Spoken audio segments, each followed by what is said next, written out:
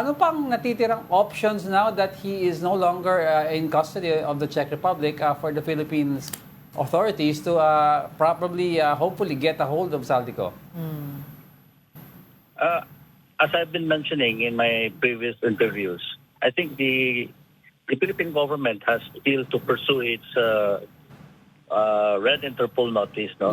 Because it's one way of fast tracking actually the return of Saldico.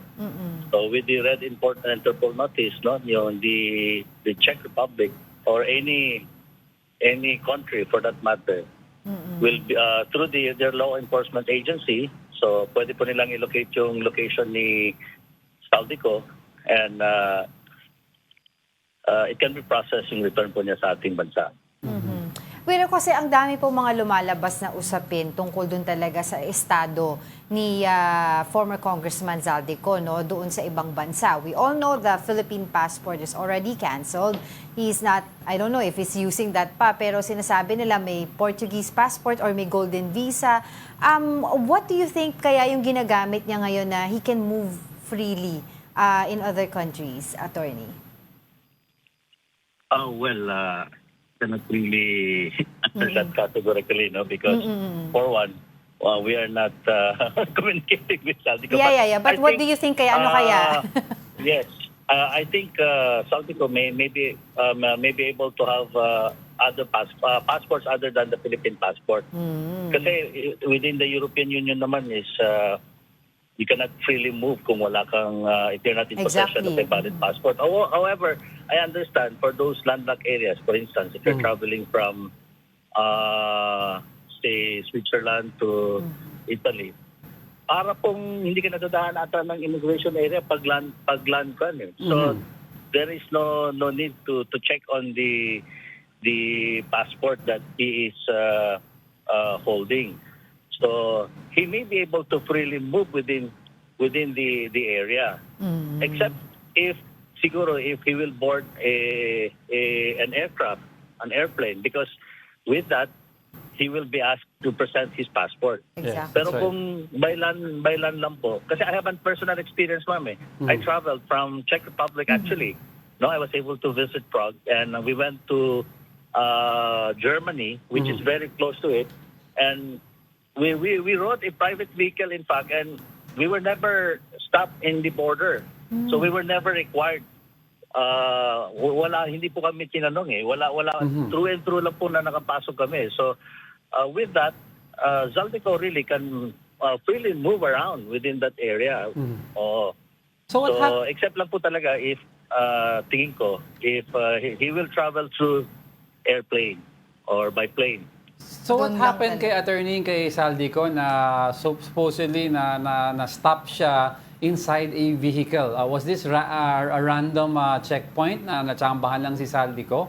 And ano talaga nangyari? Was it detention? Was he held for a while to check his papers? Kasi pinakawalan din It could be po, no? Kasi as I said, the reports kasi are very vague. They're vague. Very limited yung informations being divulged to the public. But I remember also when we traveled from Czech Republic going to Germany, we were informed na just in case you bring your passport and visa, baka mamaya ma-flag down tayo sa highways, no?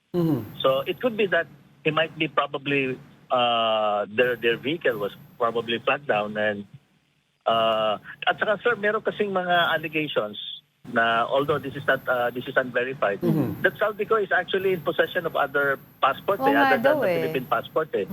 So if it's a passport from a European country, so he can freely move around, except if he wants to go to UK because it would require visa kasi hindi nakasama ang UK sa But if he is in possession of a passport, especially from a European country or belonging to that European Union, so he can freely move around. That's right. There is no restraint on that. So, ibig sabihin, attorney, if he's in possession of a European passport, that means legally obtained yon, at kahit canceled pa yung Philippine passport niya, there's no chance of deportation unless may ginawa siyang mali. Yes, because that would be a domestic we would apply the domestic law of that country that issued the passport. Ganun po yun. So Kahit we don't have any jurisdiction on that matter. We cannot... Kahit attorney, medyo malaki yung supposed crime niya na he's charged with dito sa bansa, hindi pwede i-cite yun?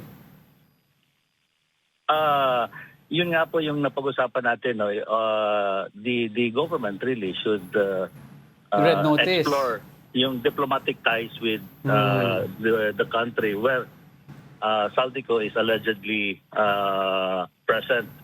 So we can explore that. There is this United Nations Yes, Convention Convention Against Against- Corruption. So pwede po yun. So I believe many of the European countries are part of that. And if a person, no, like allegedly, like Saldico, who is facing a lot of cases for corruption, no, for corruption here in our country, pwede po nilang makuha ang cooperation ng any European country na kung saan nandoon si Saldico.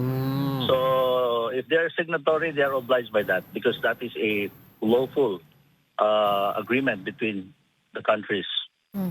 So okay lang po One member doon. to that, yeah. Opo, okay lang po doon sa avenue na yon, yung United Nations Convention Against Corruption, kahit po wala tayong extradition treaty with Czech Republic. Yes. Kahit wala pong extradition treaty, okay po yun. Pero Because they are part of that eh. Opo. Pero yung iba naman po nagtatanong sila, of course, what if mag-file ng asylum? 'Di ba? Si asylum, ang tawag po nun, mag-asylum seeker siya. Is that even Yes. possible? Kasi sabi nila, hindi naman siya politically persecuted here in the Philippines. His charges here are criminal.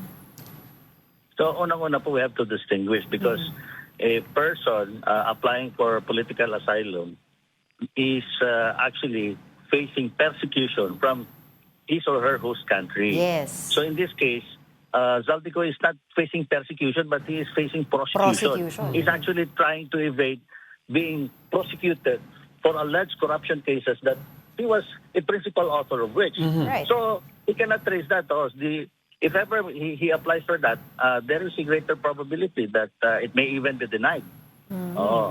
So he cannot make use of that. But, anything may happen. Pero syempre yung mga tao medyo parang na-disappoint because a week ago the government has been telling the public na nahuli na. Tapos yung ibang yung site nila sinabi arrested, and then now dinidifferentiate nila yung pagkakasabi nila tungkol sa nahuli versus arrested. Your thoughts on that? Ano ba talaga, attorney? Tama ba yun na they needed to differentiate these two words? To be candid and to be frank, I think the announcement was very premature. Yes. So if you notice, the information's given, kulang-kulang eh. We don't even know. And then there was even an information, in fact, that we read over the several news outlets saying that he was not actually arrested. So meaning to say, may confusion eh. Ano ba talaga nangyari? Na-detain ba siya? Nahuli ba siya? And for what reason? Yeah. So it's really difficult to answer that because we can distinguish that based on the act for which he or she was caught or apprehended.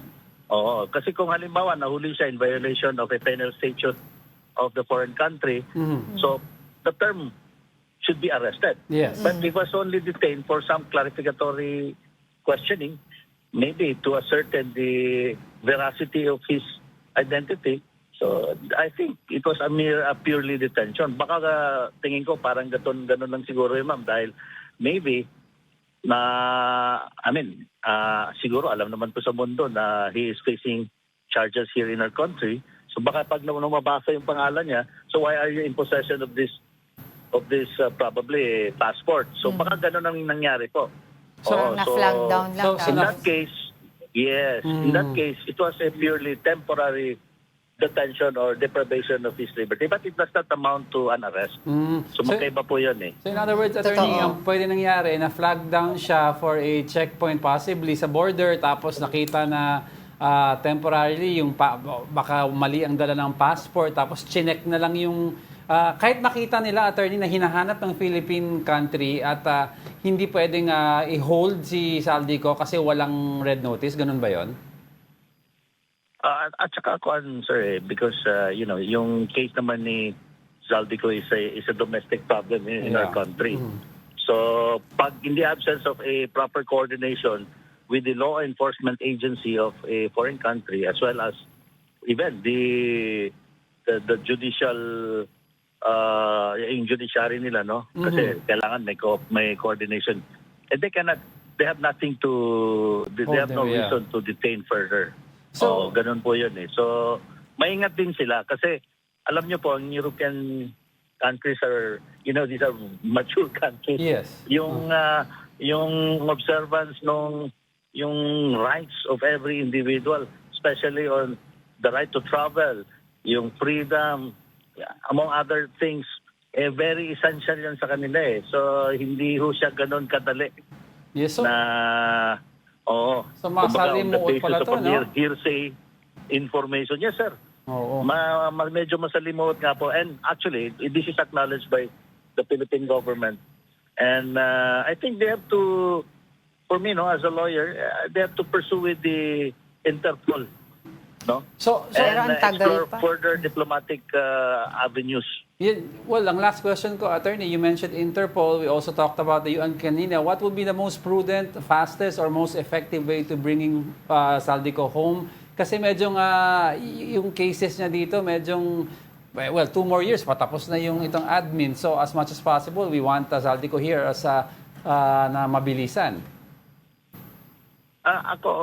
For me, sir, no, kasi those things that I mentioned, number one, yung sa Interpol at saka sa United Nations Conventions Against Corruption. And dapat parallel, they have also to explore entering into an extradition treaty. So while waiting for those options, na while working, no, meron din tayong pending extradition treaty. So that we acknowledge that these processes will really take longer.